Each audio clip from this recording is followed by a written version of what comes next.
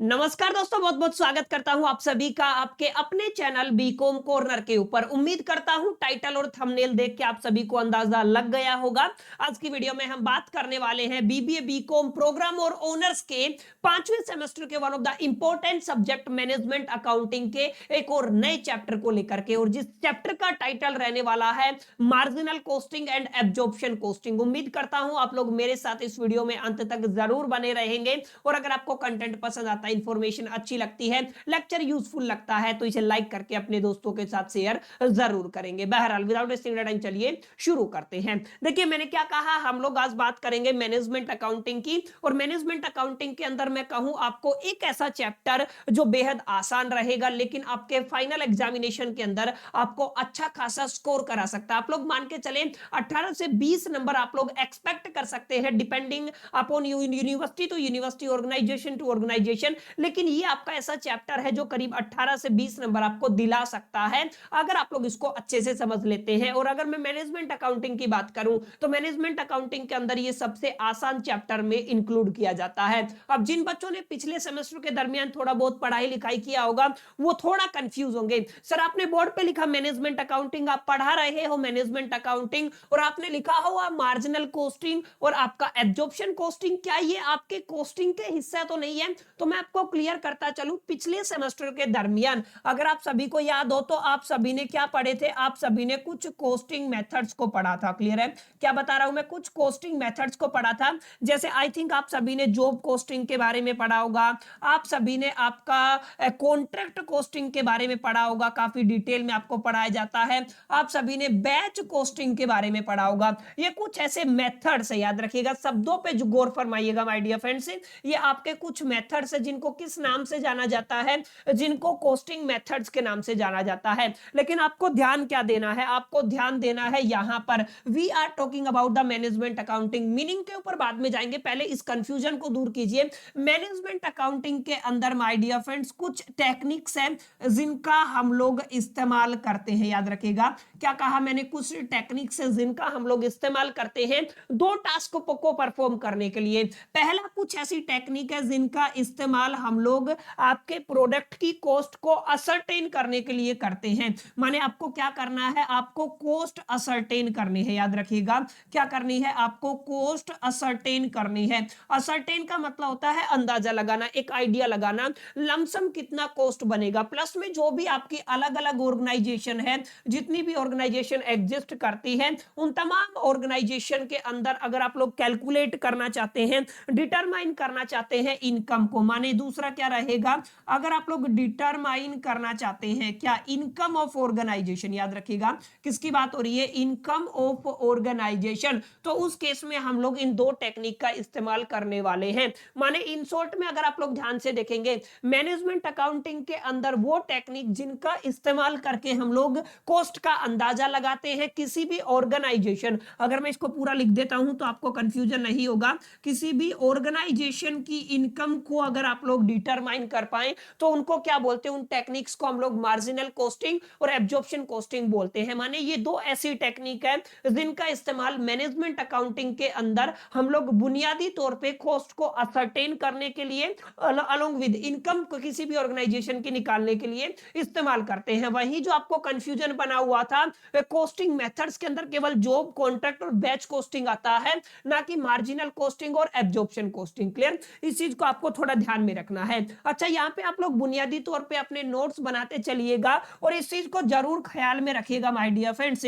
सबसे पहली आपकी क्या लिखी हुई है, सबसे पहली आपकी मार्जिनल कॉस्टिंग लिखी हुई है। क्या बोलते हैं आप लोग इसको, मार्जिनल कॉस्टिंग। ठीक है, तो मैं यहां पे लिख देता हूं आपका मार्जिनल कॉस्टिंग। तो मार्जिनल कॉस्टिंग आप सभी की, जब भी आप लोग मैनेजमेंट अकाउंटिंग की बात करते हैं तो मार्जिनल कॉस्टिंग आपकी हेल्प करती है किसके साथ, ध्यान रखिएगा, help with short term decision making. किसकी बात कर रहे हैं हम लोग, शॉर्ट टर्म डिसीजन मेकिंग के अंदर हमारी ये आपकी काफी हेल्प करती है। माने जब भी आपको कोई भी शॉर्ट टर्म डिसीजन मेकिंग करना है, याद रखिएगा जब भी आपको आपको क्या करना है, शॉर्ट टर्म डिसीजन मेकिंग करना है, उस केस में आपकी कौन सी टेक्निक हेल्प करती है, आपकी मार्जिनल कॉस्टिंग हेल्प करती है। वही अगर आप लोग बात करते हैं एब्जॉर्प्शन कॉस्टिंग की, याद रखिएगा किसकी बात हो रही है, आपकी एब्जॉर्प्शन कॉस्टिंग की बात हो रही है, तो ये आपकी दो तरीके से हेल्प करती है। दो तरीकों में आप लोग मान के चल सकते हैं। अगर आपको प्रॉफिट कैलकुलेट करना है, ध्यान रखिएगा, आपको क्या करना है, आपको किसी भी ऑर्गेनाइजेशन का प्रॉफिट कैलकुलेशन करना है, याद रखिएगा क्या करना है, प्रॉफिट कैलकुलेशन करना है।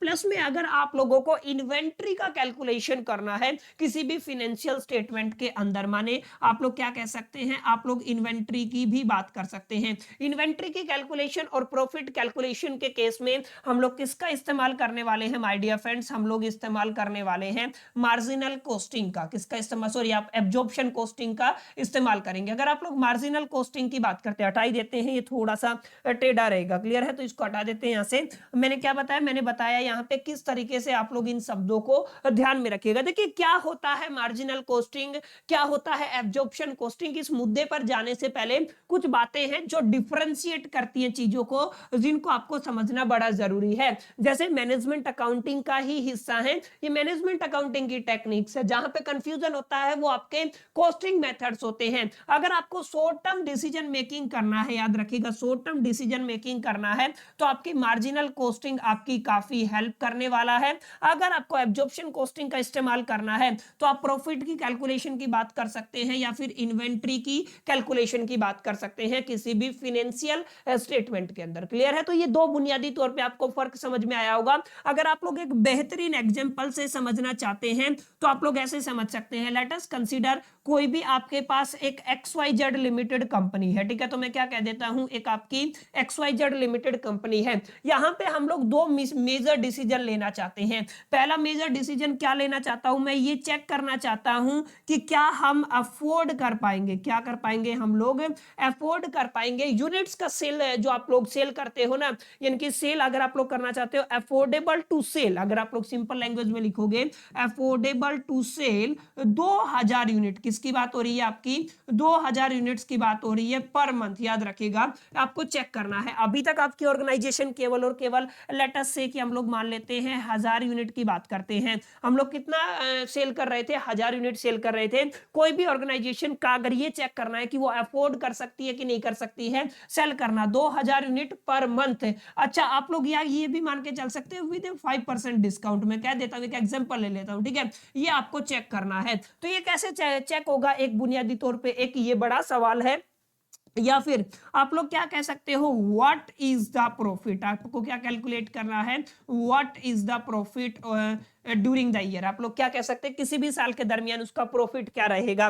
तो दो अलग अलग सिनेरियो है, एक सिनेरियो के अंदर आपको क्या चेक करना है कि हम ये डिसीजन ले या ना ले, कि हमें चेक करना है कि हमारा जो ऑर्गेनाइजेशन है क्या 2000 यूनिट पर मंथ सेल कर सकता है 5% डिस्काउंट के ऊपर, क्या हमारा प्रॉफिट क्या रहा, अब वो एक पर्टिकुलर ईयर के दरमियान पूछता है। तो अब यहां पे आप लोग क्या करेंगे, जब भी आप लोग यहां पे देखेंगे afford to the sell 2000 unit per month, तो शॉर्ट टर्म डिसीजन के अंदर आता है, माने हम लोग यहां पे क्या लगाएंगे, हम लोग यहां पे आपका क्या लगाएंगे, कॉस्ट असर्टिंग, या फिर आप लोग सिंपल लैंग्वेज में इसको मिटा करके आप लोग लिख सकते हैं, यहां पे हम लोग लगाएंगे आपका मार्जिनल कॉस्टिंग मेथड। कौन सा लगाएंगे हम लोग, मार्जिनल कॉस्टिंग मेथड लगाएंगे, क्लियर है। यहां पे आप लोग किसका इस्तेमाल करेंगे, मार्जिनल कॉस्टिंग का। लेकिन जब भी प्रॉफिट की बात आती है, जब भी बात इनकम की आती है, तो हम लोग क्या लगाते हैं, हम लोग यहां पे आपका एब्जॉर्प्शन कॉस्टिंग मेथड लगाते हैं, ठीक है। तो आप लोग क्या कहेंगे, एब्जॉर्प्शन कॉस्टिंग मेथड का हमने यहां पे इस्तेमाल किया है। अब ये क्या होता है एब्जॉर्प्शन कॉस्टिंग, इनके लिए आपको ये सारी चीजें क्लियर करनी पड़ेंगी जो मैं आपको अभी अभी समझा रहा हूं, कि आपका तमाम बातें की, जब भी बात इनकम की होगी, जब भी बात प्रॉफिट की होगी, तो हम मार्जिनल लगाएंगे कि आपका एब्जॉर्प्शन लगाएंगे, सारी बातें काफी अहम हो जाती है आपके लिए, क्लियर है। तो सारी चीजों को आपको जरूर कंसीडरेशन में रखना है, क्लियर है। तो कुछ बेसिक बेसिक बातें माय डियर फ्रेंड्स मैंने आपको समझाई कि अगर आप लोग मार्जिनल कॉस्टिंग की बात करते हैं तो एब्जॉर्प्शन कॉस्टिंग की बात करते हैं, तो ये आपका एकदम फ्रेश नया चैप्टर रहेगा जो आपको करीब करीब 15 से 18 नंबर आपको इजीली दिला सकता है। इस चीज को आपको ध्यान में रखना है, कितने नंबर दिला सकता है, 15 से 18 ज्यादा नंबर दिला सकता है, that's depend upon university to university. आसान बहुत रहेगा। अच्छा, यहाँ पे आप लोगों को थोड़ा ध्यान में भी रखना है, हम लोग मेजरली किसका इस्तेमाल करने वाले हैं, हम लोग मेजरली इनकम स्टेटमेंट का इस्तेमाल करेंगे। माने अगर आपको इनकम स्टेटमेंट बनाना आता है तो आप लोग इजीली इस चीज को टैकल कर पाएंगे। अभी मैं आपको समझाऊंगा कैसे इनकम स्टेटमेंट यहाँ पे आपकी हेल्प करने वाली है। क्लियर? ये बात आप लोग जरूर नोट कीजिएगा। अगर आप लोग मार्जिनल कॉस्टिंग की बात करते हैं, एब्जॉर्प्शन कॉस्टिंग की बात करते हैं, तो we are not talking about the cost accounting, we are talking about the management accounting. जिसकी बात हो रही है मैनेजमेंट अकाउंटिंग की। पिछले कुछ लेक्चर के दरमियान मैंने आपको समझाया भी था, अकाउंटिंग को तीन बेसिकली कैटेगरी में क्लासिफाई करते हो। आपका फाइनेंशियल अकाउंटिंग होता है, मैनेजमेंट अकाउंटिंग होता है, मैनेजमेंट के अंदर डिसीजन से रिलेटेड जो भी बातें होती है, ठीक है आपका। और तीसरा क्या होता है आपका, ये आपका मैनेजमेंट अकाउंटिंग होता है, ठीक है। कॉस्ट अकाउंटिंग, मैनेजमेंट अकाउंटिंग और फाइनेंशियल अकाउंटिंग। मैं यहाँ पे लिख देता हूं, पहला क्या है आपका फाइनेंशियल अकाउंटिंग, दूसरा क्या है मैनेजमेंट अकाउंटिंग, और इससे पहले आप लोग क्या पढ़ते आए हो, कॉस्ट अकाउंटिंग। ये किसकी बात हो रही है, आपकी अकाउंटिंग की बात हो रही है। क्लियर? तो बहुत आसान है ये चीजें। उम्मीद करता हूं आप लोगों ने पिछले पहले पार्ट के अंदर या पहले चैप्टर के अंदर आप सभी ने इन तमाम चीजों को अंडरस्टैंड कर लिया होगा। क्लियर? यहां तक आई होप कि आपको चीजें समझ में आई होंगी। अगर आप लोग मार्जिनल कॉस्टिंग को समझना चाहते हैं, अगर आप लोग एब्जॉर्प्शन कॉस्टिंग को समझना चाहते हैं, तो माय डियर फ्रेंड्स आपको कुछ प्रायर नॉलेज होना जरूरी है, कुछ पहले से बुनियादी चीजों को समझना जरूरी है। कौन कौन सी है बुनियादी चीजें, ये आपको जरूर समझना है। माने अगर आप लोग इसको समझना चाहते हैं, मार्जिनल कॉस्टिंग को समझना चाहते हैं, या फिर आप लोग कहें कि इसको आपका एब्जॉर्प्शन कॉस्टिंग को समझना चाहते हैं, तो हमें प्रायर नॉलेज होना जरूरी है। और किस किस की प्रायर नॉलेज होना जरूरी है, ये मैं आपके सामने ड्रॉ कर रहा हूं, जिसको आपको जरूर समझना है। आपका ये पहला कॉलम है जिसके बारे में आपको जानकारी होना बड़ा जरूरी है। इसके बिना आप लोग कुछ नहीं कैलकुलेट कर पाएंगे। इसके अलावा अगर मैं बात करूं, ये आपका दूसरा कॉलम रहेगा, जो आपको काफी हेल्प करेगा ये चीज को सीखने में कि एग्जैक्टली हम लोग क्या करने वाले हैं आपके मार्जिनल कॉस्टिंग के अंदर, और हम क्या करने वाले हैं आपके बेसिकली क्या है आपका एब्जॉर्प्शन कॉस्टिंग के अंदर। तो प्रायर नॉलेज आपको होना जरूरी है। प्रायर नॉलेज के अंदर अगर आप लोग सबसे पहले बात करते हैं, तो हमें दो तरीके की कॉस्ट पता होना चाहिए। माने आप सभी ने पढ़ा होगा, एक आपकी क्या होती है, आपकी वेरिएबल कॉस्ट होती है, प्लस में दूसरी क्या होती है, वर्सेस आपको क्या याद रखना है, आपकी एक फिक्स्ड कॉस्ट होती है। क्या कहते हो आप लोग इसको, फिक्स्ड कॉस्ट होती है, ठीक है। तो इन दोनों के बीच में क्या फर्क होता है, वेरिएबल कॉस्ट क्या होता है, फिक्स्ड कॉस्ट क्या होता है, इसको आपको जरूर अंडरस्टैंड करना है। अलोंग विद आपको किसकी नॉलेज होनी चाहिए, आपको प्रोडक्शन की कॉस्ट क्या होती है और पीरियड की कॉस्ट क्या होती है। या फिर आप लोग क्या कह सकते हैं, प्रोडक्ट कॉस्ट की बात कर सकते हो। माने हम लोग क्या कह सकते हैं, यहाँ पे आप लोग क्या कहेंगे, प्रोडक्ट कॉस्ट आपको पता होना चाहिए, और वर्सेज आपको क्या पता होना चाहिए, पीरियड कॉस्ट क्या होता है, ठीक है। अगर आप लोग ध्यान से देखेंगे तो इसके बारे में हमें जानकारी होनी चाहिए, जिनको आज हम पढ़ने वाले हैं। इसके अलावा एक तीसरा फैक्टर भी होता है जिसको हम लोग कहते हैं manufacturing cost and non manufacturing cost. ये इतनी इंपॉर्टेंट नहीं है, आप लोग नाम से अंदाजा लगा सकते हैं, ठीक है। आप लोग क्या कहेंगे, मैन्युफैक्चरिंग कॉस्ट, और आप लोग यहाँ पे क्या कह सकते हैं, वर्सेस नॉन मैन्युफैक्चरिंग कॉस्ट। क्या लिख दूं मैं आपका यहाँ पे, नॉन मैन्युफैक्चरिंग कॉस्ट। क्लियर है? तो इन तमाम फैक्टर की आपको नॉलेज होना जरूरी है। अगर आप लोग किसको समझना चाहते हैं, अगर आप लोग समझना चाहते हैं मार्जिनल कॉस्टिंग और एब्जॉर्प्शन कॉस्टिंग को, ठीक है, तो इनकी क्या होनी आपको जरूरी है, आपको नॉलेज होना इनका जरूरी है। क्लियर? तो अभी मैं आपको क्लियर कर दूंगा कि वेरिएबल कॉस्ट क्या होता है, फिक्स्ड कॉस्ट क्या होता है, प्रोडक्ट कॉस्ट क्या होता है, और पीरियड कॉस्ट क्या होता है। मैन्युफैक्चरिंग और नॉन मैन्युफैक्चरिंग का बिल्कुल ही जीरो इस्तेमाल हम लोग करने वाले हैं, डेट्स व्हाई मैं इसको इतना प्रायोरिटी पे नहीं रख रहा हूं, और अपने चैप्टर के हिसाब से भी ये इतनी ज्यादा इंपॉर्टेंस नहीं रखती है। क्लियर? आई होप कितनी बातें आपको समझ में आई होंगी कि एग्जैक्टली क्या मुद्दा हमारा रहने वाला है। अब यहाँ पे ध्यान से समझिएगा माय डियर फ्रेंड्स, इसको हम लोग थोड़ा सा असाइड कर देते हैं, ठीक है, इतना हम लोग इसको थोड़ा सा बढ़ा भी देते हैं ताकि आप लोग अच्छे से समझ पाए। अब मेरी बात ध्यान से समझिएगा। सबसे पहले हम लोग बात करते हैं फिक्स्ड कॉस्ट क्या होती है और वेरिएबल कॉस्ट क्या होती है। तो सबसे पहले आप लोग क्या नोट करेंगे, आप लोगों को समझ में आना चाहिए कि सर ये फिक्स्ड कॉस्ट क्या होती है, और दूसरी क्या है वर्सेज आप लोग क्या कह सकते हैं, आपका वेरिएबल कॉस्ट क्या होता है, ठीक है। तो यहाँ पे आपको समझना है क्या है आपका, एक आपका फिक्स्ड कॉस्ट, दूसरा क्या है आपका वेरिएबल कॉस्ट। अब नाम से ही आपको आइडिया लग रहा होगा कि फिक्स्ड कॉस्ट का क्या मीनिंग होता है और वेरिएबल कॉस्ट का क्या मीनिंग होता है। देखिए फिक्स्ड कॉस्ट का मतलब जो चेंज ना हो, जो कांस्टेंट हो, उसको क्या बोलते हैं आप लोग, फिक्स्ड बोलते हो। और दूसरा क्या होता है आपका, वेरिएबल कॉस्ट होता है किसी भी कॉस्ट का वो पोर्शन जो आपके वॉल्यूम आउटपुट के साथ डायरेक्टली डिपेंड करता है। माने आपने प्रोडक्शन इंक्रीज कर दिया, तो अगर वो आपका कॉस्ट इंक्रीज हो गया तो वो वाला हिस्सा, वो particular portion of the cost is known as the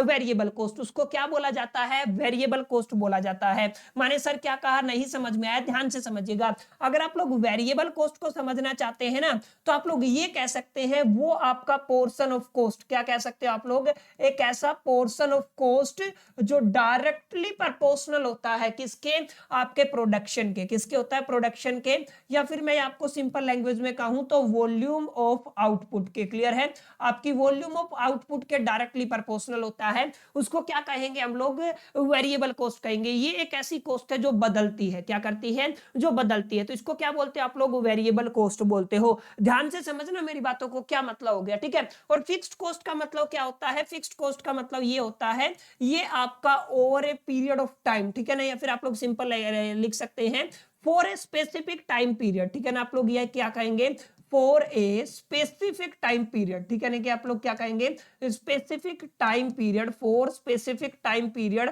अगर आपका पोर्शन ऑफ ए कॉस्ट, अगर आप क्या कहते हैं, आप पोर्शन की बात करते हैं, portion of cost remains same, यानी कि पोर्शन ऑफ कॉस्ट रिमेन्स, आप लोग क्या कहेंगे यहाँ पे, कैसी रहती है, कांस्टेंट, क्या रहती है आपकी, कांस्टेंट। तो उसको क्या बोला जाएगा माय डियर फ्रेंड्स, उसको बोला जाएगा फिक्स्ड कॉस्ट। क्या बोला जाएगा, फिक्स्ड कॉस्ट। अब आप एग्जांपल से समझ सकते हैं, लेट अस कंसीडर कि ये हमारा इंस्टीट्यूट है, ठीक है। अब इंस्टीट्यूट के ऊपर अब ध्यान से, तो या फिर एक एग्जांपल आप लोग ले सकते हैं, मान लीजिए आपको देसी लैंग्वेज में समझाता हूं, समोसा आपको बनाना है, ठीक है। समोसा बनाने के लिए मान लीजिए आपको 5 समोसा बनाना है, तो 5 समोसे के लिए आपको जो मैदा लेना पड़ेगा, या फिर जो उसके अंदर आप लोग मसाला बनाते हैं, उसके अंदर जो क्वांटिटी यूज करते हो फिक्स रहेगा। लेकिन अगर आपको क्वांटिटी 5 से 50 करना है, 5 समोसे की जगह आपको कितना बनाना है, 50 समोसा बनाना है, उस केस में क्या होगा, क्या सेम अमाउंट में काम चल जाएगा, नहीं चलेगा। उस केस में हमें आपका चेंज करना पड़ेगा, तो वहां पे जो कॉस्ट लगेगा ना, उसको क्या बोलते हैं, वेरिएबल कॉस्ट बोलते हैं। और अगर मैं अपनी एग्जांपल की बात करूं, अपना इंस्टीट्यूट, अपनी बिल्डिंग है, इसका किराया लेटस से कि 1 लाख रुपए है। अब मैं यहाँ पे एक बच्चा पढ़ाऊं तो भी मेरे को रेंट 1 लाख रुपया देना पड़ेगा। मैं 500 बच्चों की कैपेसिटी है, 500 में से 200 पढ़ाऊं तो भी 1 लाख रुपया देना पड़ेगा। माने एक टाइम पीरियड के लिए वो कॉस्ट या portion of the cost fix हो गया, इसलिए उसको क्या बोलेंगे, फिक्स्ड कॉस्ट बोलेंगे। वो क्या है, कांस्टेंट है, ठीक है। तो आपको क्या समझना है, आपको ये समझना है what is the meaning of the fixed cost, और फिक्स्ड कॉस्ट के अंदर क्या क्या आता है, और what is the exact meaning of the variable cost, और वेरिएबल कॉस्ट के अंदर क्या क्या चीजें आती हैं। उम्मीद करता हूं एग्जांपल से आपको चीजें थोड़ी बेटर वे में क्लियर हुई होंगी कि आपका फिक्स्ड कॉस्ट क्या होता है और वेरिएबल कॉस्ट क्या होता है। अगर आप लोग ध्यान से देखेंगे तो यहाँ पे आपका डायरेक्ट लेबर आता है। डायरेक्ट लेबर किसके अंदर आता है, डायरेक्ट लेबर आप लोग कह सकते हैं आपका वेरिएबल कॉस्ट के अंदर आता है। अगर आप लोग बात करते हैं डायरेक्ट मटेरियल की, किसकी बात करते हैं, डायरेक्ट मटेरियल की, तो डायरेक्ट मटेरियल भी आपका किसके अंदर आता है, आपका वेरिएबल कॉस्ट के अंदर आता है। अगर आप लोग बात करते हैं डायरेक्ट एक्सपेंस की, किसकी बात करते हैं, डायरेक्ट एक्सपेंस की, सब आप लोग कॉस्ट अकाउंटिंग के अंदर पढ़ के आए हो, तो वो भी किसके अंदर आता है, वेरिएबल कॉस्ट के अंदर आता है। और एक आप ये याद रखिएगा, तीसरा एग्जांपल अगर मैं आपको दूं तो वेरिएबल प्रोडक्शन ओवरहेड। क्लियर है, आप लोग क्या कहेंगे, आप लोग क्या कहेंगे, यहाँ पे क्या क्या चीजें आती है, वेरिएबल प्रोडक्शन ओवरहेड। याद रखिएगा क्या आती है, ये आपकी वेरिएबल प्रोडक्शन ओवरहेड यहाँ पे आती है। तो ये सारी चीजें मिलके किसका निर्माण करती हैं, वेरिएबल कॉस्ट का निर्माण करती है, वीसी होता है, ठीक है। तो वीसी के एग्जांपल आपको याद रखने, direct labour, direct material, direct expenses, variable production overhead, ये सब चीजें कहां पे आती है, ये सारी चीजें आपकी वेरिएबल कॉस्ट के अंदर आती है, क्योंकि ये प्रोडक्शन के ऊपर डायरेक्टली डिपेंड करती है। किसके ऊपर डिपेंड करती है, डायरेक्टली ये प्रोडक्शन के ऊपर डिपेंड करती है। क्लियर, तो ये चीज आपको अच्छे से पता होना जरूरी है कि कौन सी चीज डायरेक्टली प्रोडक्शन के ऊपर डिपेंड करती है। अब अगर आप लोग कहें कि सर कुछ एग्जांपल हमें यहाँ पे आपके फिक्स्ड कॉस्ट के भी दे दीजिए, तो आप लोग कुछ एग्जांपल आप लोग ले सकते हैं। पहला जैसे यहाँ पे हमने क्या किया, वेरिएबल प्रोडक्शन ओवरहेड किया, ऐसे आप लोग यहाँ पे क्या कह सकते हैं, फिक्स्ड प्रोडक्शन, क्या कहेंगे आप लोग, आपका क्या आ जाएगा, फिक्स्ड प्रोडक्शन ओवरहेड। याद रखिएगा क्या आ जाएगा, फिक्स्ड प्रोडक्शन ओवरहेड आ जाएगा। और जो भी फिक्स्ड एडमिनिस्ट्रेशन है, एडमिन बोलते हो, ठीक है, क्या बोलते हैं इसको, फिक्स्ड एडमिन बोलते हो, तो ये भी कहां पे आता है, यहीं पे आता है। तो मैं पूरा लिख देता हूं, एडमिनिस्ट्रेशन, क्या आ जाएगा, फिक्स्ड एडमिनिस्ट्रेशन। ये सब किसके एग्जांपल है माय डियर फ्रेंड्स, ये आपके फिक्स्ड कॉस्ट के एग्जांपल है। क्लियर। तो एक तो आपका फिक्स्ड कॉस्ट होता है, एक क्या होता है आपका वेरिएबल कॉस्ट होता है। ठीक है, फिक्स्ड कॉस्ट आपका फिक्स रहेगा, कांस्टेंट रहेगा, एक स्पेसिफिक एक्टिविटी के लिए, एक स्पेसिफिक टाइम पीरियड के लिए। ठीक है, अगर वेरिएबल कॉस्ट की बात करते हैं तो डायरेक्टली वॉल्यूम ऑफ आउटपुट के ऊपर ये डिपेंड करेगा, उसी के साथ इंक्रीज भी हो सकता है और ये आपका डिक्रीज भी हो सकता है। ठीक है, अगर आप लोग ध्यान से देखेंगे, अगर प्रोडक्ट कॉस्ट की बात करूं, एक प्रोडक्शन कॉस्ट होता है, एक आपका पीरियड कॉस्ट होता है। तो अगर आप लोग ध्यान से देखेंगे, वेरिएबल कॉस्ट है ना, जो आपका क्या है, वेरिएबल कॉस्ट है, वो प्रोडक्शन कॉस्ट से रिलेटेड है। माने आपसे पूछ ले कभी प्रोडक्शन कॉस्ट से रिलेटेड कौन सा है, तो आप लोग क्या कहेंगे, यहाँ पे आप लोग लिख सकते हैं प्रोडक्शन कॉस्ट से रिलेटेड आपका कौन है, आपका वेरिएबल कॉस्ट है। वहीं अगर आप लोग नोट कीजिएगा प्लीज, मैं इसको थोड़ा सा सही से लिख देता हूं, नोट करके लिखिएगा, ये क्या है आपका पीरियड कॉस्ट से रिलेटेड है। किससे रिलेटेड है, आपका पीरियड कॉस्ट से रिलेटेड है। ठीक है, तो बहुत आसान चीजें हैं, कोई ज्यादा डिफिकल्टी है नहीं, इनकी नॉलेज आपको होना जरूरी है। डायरेक्ट लेबर क्या होता है, डायरेक्ट मटेरियल क्या होता है, डायरेक्ट एक्सपेंस क्या होता है। ठीक है, ये आपकी नॉलेज होना आपको जरूरी है। अगर इस चीज की नॉलेज नहीं है तो you will be a big zero, आपको डिफिकल्टी हो सकती है, बिग जीरो तो नहीं कहेंगे, परेशानी होगी, और परेशानी होगी तो फिर आप लोग इस सब्जेक्ट को छोड़ देंगे। One of the difficult subject आता है 5वें सेमेस्टर के दरमियान, इनकम टैक्स भी थोड़ा डिफिकल्ट होगा, थोड़ा नहीं बहुत डिफिकल्ट होगा एक्चुअली, और आपका मैनेजमेंट अकाउंटिंग भी थोड़ा डिफिकल्ट होगा। क्लियर है, तो आपको दोनों में एक सामंजस्य बैठा के चलना बड़ा चैलेंज होता है आप सभी के लिए। तो मेक श्योर करके इस सब्जेक्ट की भी फाउंडेशन डाल लीजिएगा। और अगर आप लोग हमारे चैनल पे पहली बार आए तो मैं आपको बता देता हूं, इनकम टैक्स से रिलेटेड तमाम वीडियोस आपको मिल जाएंगी। 17-18 लेक्चर में अपलोड कर चुका हूं, अभी तक आपकी क्लासेस चली भी नहीं है। आपका जो क्लासेस आई थिंक 1 तारीख से शुरू होंगी, तो उससे पहले मैं 18 वीडियोस अपलोड कर चुका हूं रेगुलर बेसिस पे। सारा कोर्स मैं आपको यूट्यूब पे करा रहा हूं, एक एक न्यूमेरिकल्स में प्रैक्टिस करा रहा हूं, नोट्स आपको प्रोवाइड कर रहा हूं। तो आप लोग फटाफट से प्लेलिस्ट में जाकर देख सकते हैं, चेक कर सकते हैं अगर आप लोग इंटरेस्टेड हैं तो। ठीक है, अब अगली बात करते हैं, अगला क्या रहने वाला है, अगला हमारा एजेंडा रहेगा किससे रिलेटेड, ये आपका दूसरा क्या है, आपका ये दूसरा। ये कौन सा था, आपका पहला फैक्टर था और ये तीसरा फैक्टर था। ठीक है, अब हम किसकी बात करने वाले हैं माय डियर फ्रेंड्स, अब हम दूसरे फैक्टर की बात करने वाले हैं, जहां पर हम लोग पढ़ेंगे, पहला क्या है आपका प्रोडक्ट कॉस्ट। क्या पढ़ने वाले हैं हम लोग यहाँ पे, प्रोडक्ट कॉस्ट। ठीक है, तो इसको आप लोग कहते हैं इन्वेंटोरिएबल कॉस्ट। क्या कहते हैं आप लोग, इन्वेंटोरिएबल कॉस्ट, सॉरी क्या है ये आपका, इन्वेंट्री। जैसे इन्वेंट्री सुना है ना आप, तो इसका प्रोनाउंसिएशन आप लोग देख लीजिएगा, मेरे से गड़बड़ होती है इसको बोलने में। ठीक है, इन्वेंटोरिएबल कॉस्ट। ठीक है, आप लोग क्या कहेंगे इसको, इन्वेंटोरिएबल कॉस्ट। ठीक है, तो अब यहाँ पे क्या होता है, अब यहाँ पे दिख रहा है प्रोडक्शन से रिलेटेड डायरेक्ट कॉस्ट है ये, माने ये भी जैसे अगर आपने देखा होगा वेरिएबल कॉस्ट भी प्रोडक्शन से रिलेटेड था, दैट्स व्हाई मैंने उसको क्या बोला, मैंने उसको यही तो बोला कि प्रोडक्शन कॉस्ट का ही पार्ट बन सकता है कहीं ना कहीं, ऐसी cost which are necessary for the production. ठीक है, वैसी कॉस्ट जो आपके लिए प्रोडक्शन के लिए नेसेसरी है। ठीक है, आप लोग क्या कहेंगे, आप लोग कह सकते हैं कॉस्ट दैट आर नेसेसरी। क्या कहेंगे, cost that are necessary. Necessary का मतलब क्या होता है, जो क्या है आपकी जरूरी, नेसेसरी फॉर द प्रोडक्शन। ऐसी कॉस्ट जो किसके लिए नेसेसरी है, प्रोडक्शन के लिए नेसेसरी है, उनको क्या बोलते हैं हम लोग, प्रोडक्ट कॉस्ट बोलते हैं। एग्जांपल आप लोग क्या देंगे मेरे को बता सकते हैं, अगर आप लोग यहाँ पे प्रोडक्ट कॉस्ट की बात करेंगे तो क्या क्या एग्जांपल दे सकते हैं, वही डायरेक्ट वेज हो गया, डायरेक्ट मटेरियल हो गया, तमाम चीजें आप यहाँ पे एग्जांपल दे सकते हैं। माने आप लोग क्या कह सकते हैं, डायरेक्ट वेजेस की बात कर सकते हैं, और आप लोग किसकी बात कर सकते हैं, डायरेक्ट मटेरियल की बात कर सकते हैं, ये प्रोडक्शन से रिलेटेड है। ठीक है, तो ये एक्सेट्रा और भी हो सकते हैं, हम लोग डिटेल में 1 बाय 1 करके आने वाले वक्त के अंदर पढ़ने वाले हैं। क्लियर, तो आई होप कितनी बातें आपको समझ में आई होंगी कि ये क्या लफड़ा रहने वाला है। यहाँ पे आपका प्रोडक्ट कॉस्ट क्या होता है, और इसका दूसरा नाम इन्वेंटोरिएबल कॉस्ट या inventoriable cost, whatever you can pronounce, ये आप लोग थोड़ा ध्यान रखिएगा। अब दूसरा क्या है, दूसरा आपका पीरियड कॉस्ट रहने वाला है। क्या है आपका, पीरियड कॉस्ट रहने वाला है। ठीक है, इसको हम लोग कहेंगे नॉन इन्वेंटरी। क्या कहेंगे, इन्वेंटरी। नॉन क्या कहेंगे हम लोग इसको,